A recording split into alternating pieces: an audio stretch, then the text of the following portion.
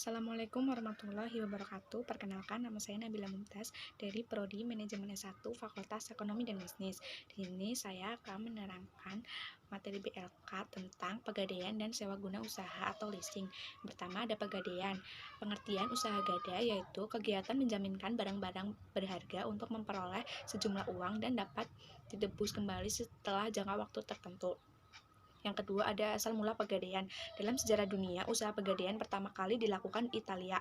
Kemudian dalam perkembangan selanjutnya meluas ke wilayah-wilayah Eropa lainnya seperti Inggris, Prancis, dan Belanda. Oleh orang-orang Belanda lewat pihak VOC, usaha pegadaian dibawa masuk ke Hindia Belanda. Ketiga, keuntungan usaha gadai. Keuntungan perusahaan pegadaian jika dibandingkan dengan lembaga keuangan bank atau lembaga keuangan lainnya adalah pertama, waktu yang relatif singkat untuk mendapatkan uang, selanjutnya persyaratan yang sangat sederhana sehingga memudahkan konsumen untuk memenuhinya. Yang ketiga, pihak pegadaian tidak mempermasalahkan uang tersebut digunakan untuk apa. Yang keempat, besarnya jumlah pinjaman. Besarnya jumlah pinjaman tergantung dari nilai jaminan yang diberikan. Semakin besar nilainya, semakin besar pula pinjaman yang dapat diperoleh oleh nasabah, demikian pula sebaliknya.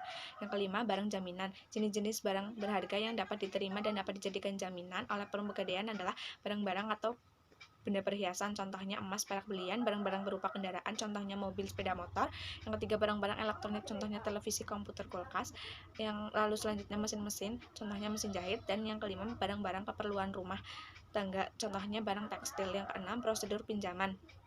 Nasabah datang langsung ke bagian informasi untuk memperoleh penjelasan. Jika sudah jelas, dapat langsung membawa barang jaminan ke bagian penaksir untuk ditaksir. Ketiga, bagian penaksir akan menaksir nilai jaminan yang diberikan. Yang keempat, selanjutnya adalah menentukan jumlah pinjaman beserta sewa modal yang dikenakan, kemudian diinformasikan ke calon peminjam. Yang kelima, jika calon peminjam setuju, maka barang jaminan ditahan untuk disimpan. Yang ketujuh, kegiatan usaha pegadaian lainnya yaitu melayani jasa taksiran. Yang kedua, melayani jasa titipan barang. Yang ketiga, memberikan kredit. Dan yang keempat, ikut serta dalam usaha tertentu bekerjasama dengan pihak ketiga. Selanjutnya, materi selanjutnya yaitu sewa guna usaha atau leasing. Yang pertama ada pengertian sewa guna usaha adalah perjanjian antara lessor perusahaan leasing dengan lisi atau nasabah di mana pihak lessor menyediakan barang dengan hak penggunaan oleh lisi dengan imbalan pembayaran sewa untuk jangka waktu tertentu.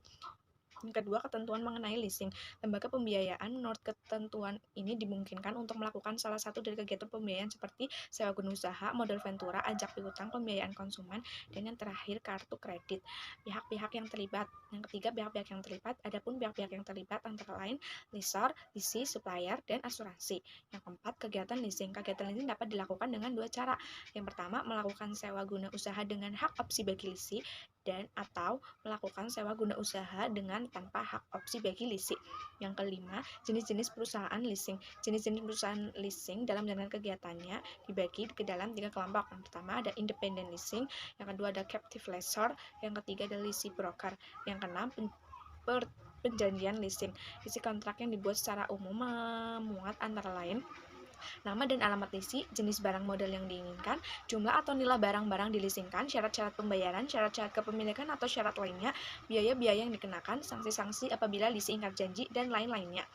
Yang ketujuh, biaya-biaya yang dikeluarkan. Adapun biaya-biaya yang dibebankan kepada lisi antara lain biaya administrasi yang besarnya dihitung per tahun, biaya materai atau perjanjian, biaya bunga terhadap barang yang dilisikan, dan yang terakhir premi asuransi yang disetor kepada pihak asuransi. Yang kedelapan, prosedur permohonan leasing. Pihak leasing mengajukan permohonan untuk memperoleh fasilitas suatu barang modal baik secara lisan maupun tertulis. Yang kedua, pihak lessor akan meneliti maksud dan tujuan permohonan leasing, penelitian tentang kelengkapan dokumen yang dipersyaratkan.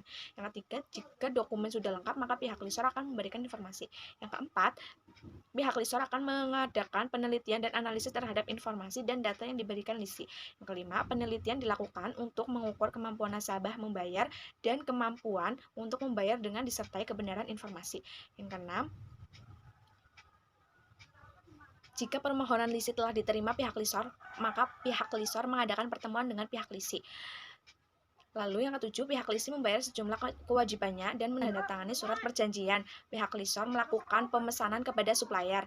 Lalu selanjutnya pihak lessor menghubungi serta membayar premi asuransi yang sudah disetor lisi. Lalu pihak supplier mengirim barang sesuai dengan surat pesanan dan surat bukti. Lalu yang terakhir, pihak lessor juga mengirim polis asuransi kepada lisi. Yang Kesembilan, sanksi-sanksi yang diberikan pihak lisor kepada pihak lisi apabila ingkar janji antara lain. Yang pertama, berupa teguran lisan supaya segera melunasi. Jika teguran lisan tidak digubris, maka akan diberikan teguran tertulis. Lalu dikenakan denda sesuai perjanjian, dan yang terakhir, penyitaan barang yang dipegang oleh lisi. Demikian presentasi dari saya. Apabila terdapat kesalahan, saya mohon maaf. Terima kasih. Wassalamualaikum warahmatullahi wabarakatuh.